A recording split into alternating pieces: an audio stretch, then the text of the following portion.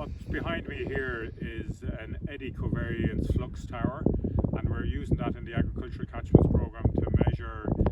carbon dioxide, methane and water vapor, and we're trying to get a whole more accurate